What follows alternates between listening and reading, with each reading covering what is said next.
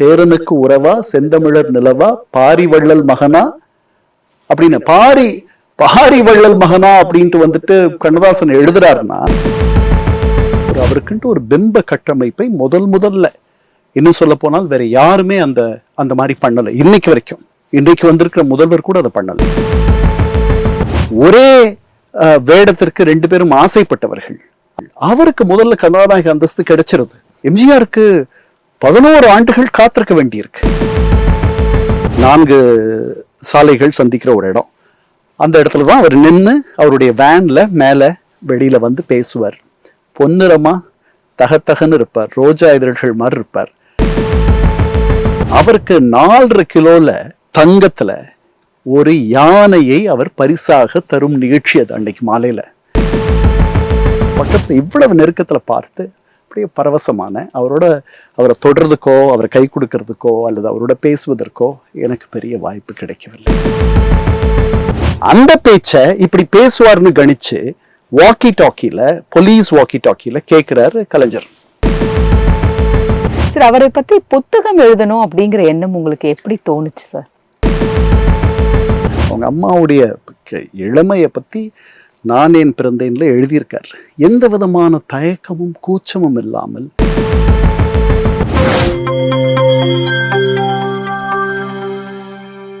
நியூஸ்பிக்ஸ் India நேயர்களுக்கு வணக்கம். என்றென்றும் எம்ஜிஆர் பகுதிக்கு உங்களை அன்புடன் வரவேற்கிறோம். இன்னைக்கு என்றென்றும் எம்ஜிஆர் பகுதியில நம்மோடு இணைந்திருப்பவர் திரு கண்ணன் அவர்கள், எழுத்தாளர். எம்ஜிஆர் அவர்கள் பத்தி புத்தகங்கள் எழுதியிருக்காரு. எம்ஜிஆர ஒரு நல்ல முன்னுதாரணமா பார்க்கக்கூடியவர். அவர் கேட்ட எம்ஜிஆர் பற்றிய நினைவுகளையும் எம்ஜிஆர் ஆற்றிய பணிகள் பற்றியும் நாம இப்ப கேட்கலாம். சார் வணக்கம். வணக்கங்கம்மா. சார், எம்ஜிஆர் அவர்கள் ஒரு அதிசயம்னு நாம சொல்லலாம். அவர் இறந்து 39 ஆண்டுகள் கிட்டத்தட்ட ஆயிடுச்சு. இப்பவும் தமிழக அரசியல்ல ஒரு முக்கிய புள்ளியா அவர் சுழன்றுட்டு இருக்காரு. இப்போ கட்சி ஆரம்பித்த விஜய் அவர்கள் கூட எம்ஜிஆர் கொள்கை தலைவரா வச்சு தன்னை எம்ஜிஆரோட ஒப்பிட்டு பார்க்கக்கூடிய அந்த செயலெல்லாம் நம்ம பார்த்துட்டு இருக்கோம். எப்படி எம்ஜிஆரால இது முடியுது சார்? மறைந்தும் இன்னமும் வாழ்ந்துட்டு இருக்கிற அவர் எப்படி நீங்க பாக்குறீங்க? அவருக்கு கடலளவு ஒரு இதயம் இருந்துச்சு. அந்த இதயம் ஏழைகள், பாழைகள், உதவி தேவைப்படுபவர்கள், அவர்களுக்காக இறங்குகின்ற ஒரு இதயம். அப்புறம் தமிழர்கள் பண்பாட்டில் விருந்தோம்பல் பெரிய ஒரு இடம் இருக்கு. அது அவர்களுக்கு புரியுதான்னு தெரியல. எதற்கு திருமணம் செய்து கொள்ளணும்ட்டு வள்ளுவன் சொல்றான். இருந்தோம்பி இல் வாழ்வதெல்லாம் விருந்தோம்பி வேளாண்மை செய்தற் பொருட்டு. திருமணம் செய்து கொள்வதற்கே விருந்தோம்பலுக்கு தான். அந்த விருந்தோம்பலனுடைய அடுத்த இன்னொரு வார்த்தை சினனம்னு சொல்லுவாங்க இல்லையா, ஒரே வார்த்தைக்கு இன்னொரு வார்த்தை இருப்பது. அதற்கு இன்னொரு வார்த்தை எம்ஜிஆர். விருந்தோம்பல் நாயகன். அவர் பார்க்கிற எல்லாரையும் சாப்பிட்டீங்களா, அதற்கப்புறம் அவர் முதல்வரான பிறகும் சரி முன்னாடியும் சரி, உங்களுக்கு நான் என்ன பண்ணணும். அதாவது இது நம்முடைய கண் முன்னால இவ்வளவு ஒரு கர்ணனை போன்ற ஒரு இதயம் படைத்த ஒருவர் வாழ்ந்தார் அப்படின்றது என்னால நம்பவே முடியல. அதனால தான் நீங்க சொன்னீங்க இல்லையா, ஏறக்குறைய 40 ஆண்டுகள் ஆயிடுச்சு இன்னும் நம்ம அவரை பத்தி பேசிட்டு இருக்கோம்ட்டு. நம்ம மட்டும் இல்ல சார், அரசியல்வாதிகளுக்கும் அவருடைய நினைவுகள், அரசியல் பணிகள் முக்கியமா இருக்குல்ல. இப்பவும் அவர் ஏன் அவ்வளவு பெரிய இடத்துக்கு போனார்ன்றதுக்கு அவருடைய மனதையும் அவருடைய விருந்தோம்பல் பண்பையும் உதவ வேண்டும் என்ற எண்ணமும் அவர் அந்த இடத்துக்கு கொண்டு போச்சு. அவர் பொது வாழ்க்கையில முதல்வராகணும்லாம் நினைச்செல்லாம் அவர் எந்த விதமான பொது வாழ்க்கையில அவருக்குன்ட்டு ஒரு பிம்ப கட்டமைப்பை முதல்ல இன்னும் சொல்ல போனால் வேற யாருமே அந்த மாதிரி பண்ணல. இன்னைக்கு வரைக்கும் இன்றைக்கு வந்திருக்கிற முதல்வர் கூட அதை பண்ணல. அவருடைய சில படங்களை மட்டும்தான் நீங்க சொல்ல முடியும். அவர் அநீதியை எதிர்த்து போராடுபவராக அவருடைய படங்கள் எல்லாம் இருக்கும். ஆனால் அவர் சிகரெட் பிடிக்காதவராகவோ அல்லது வேற மாதிரியோலாம் பெருசா இருக்காது.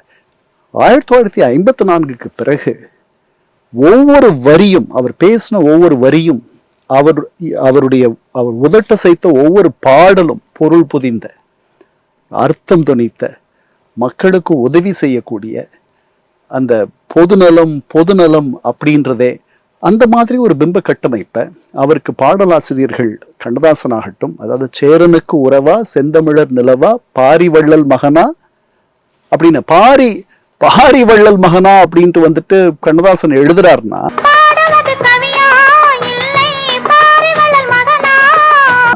அப்போ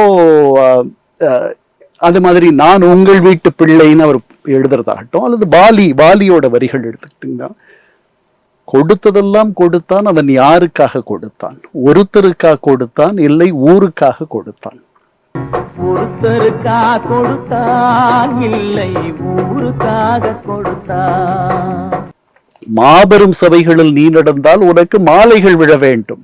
ஒரு மாற்று குறையாத மன்னவன் இவன் என்று போற்றி புகழ வேண்டும். ஒரு மாற்று குறையாத மன்னவன் இவன் என்று போற்றி புகழ வேண்டும்.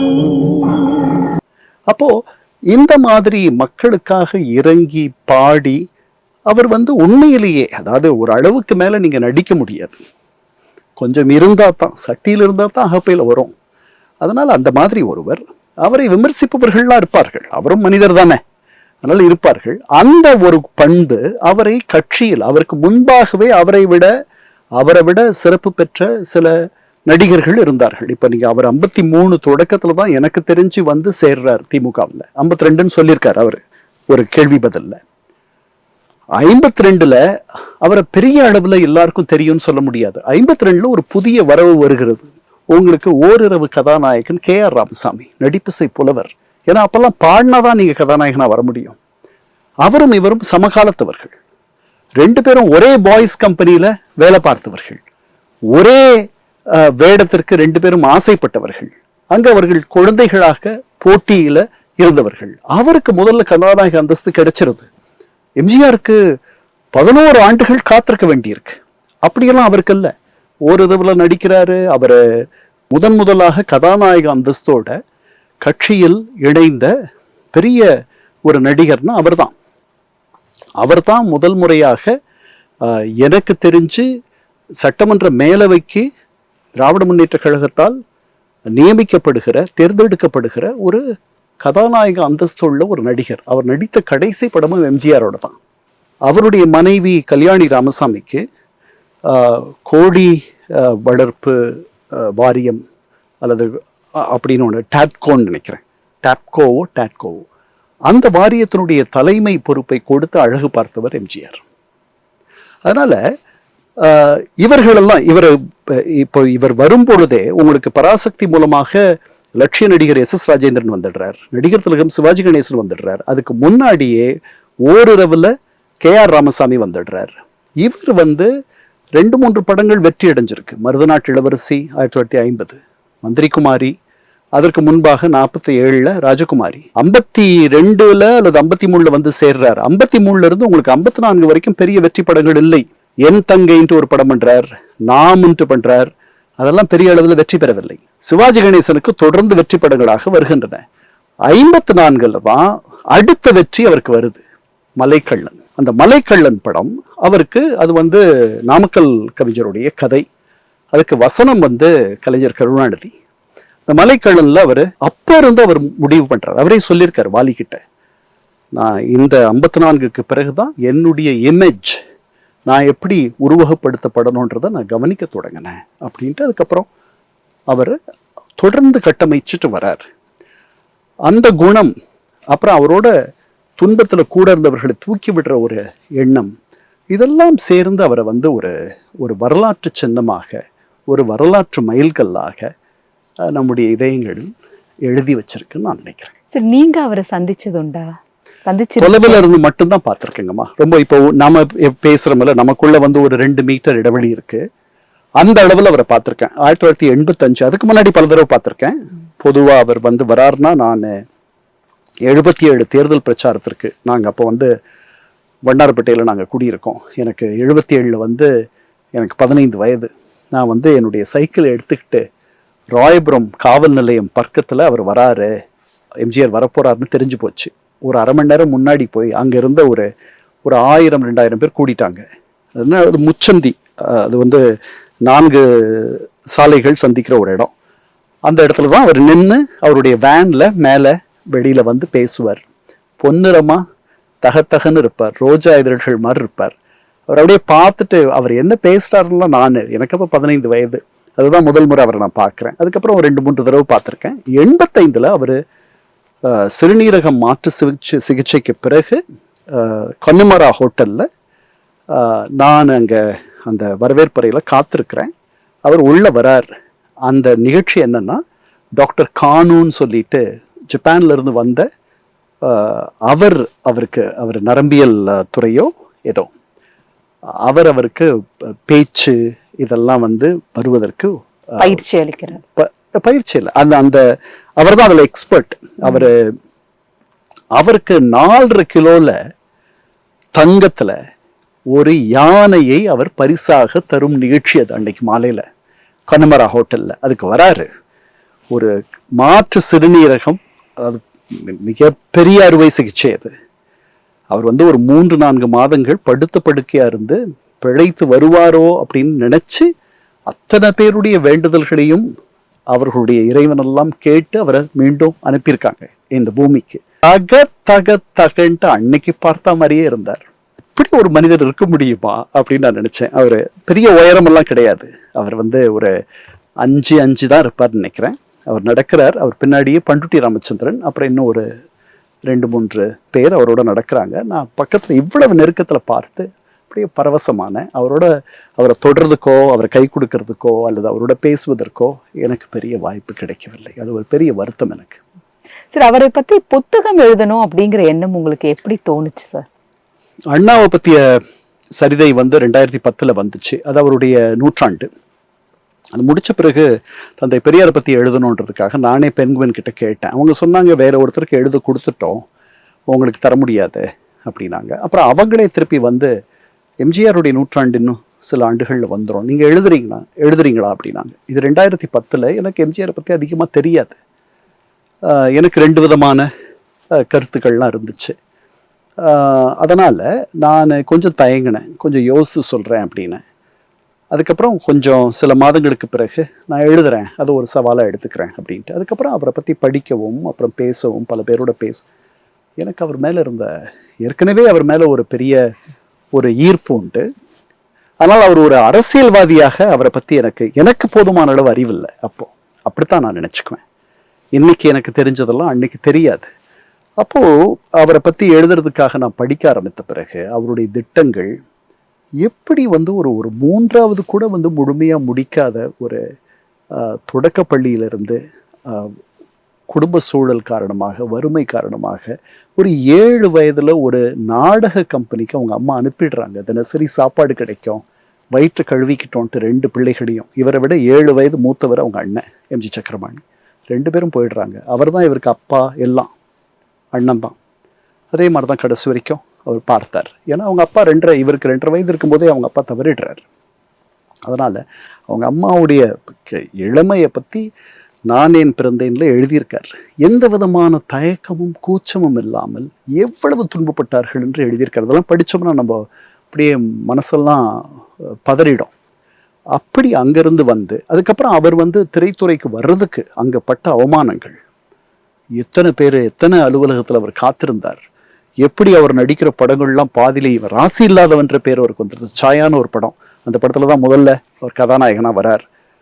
பாதியில எடுத்து நிறுத்திடுறாங்க, பதறி போகிறார். அதுக்கப்புறம் ராஜகுமாரி எப்படியோ அமையுது.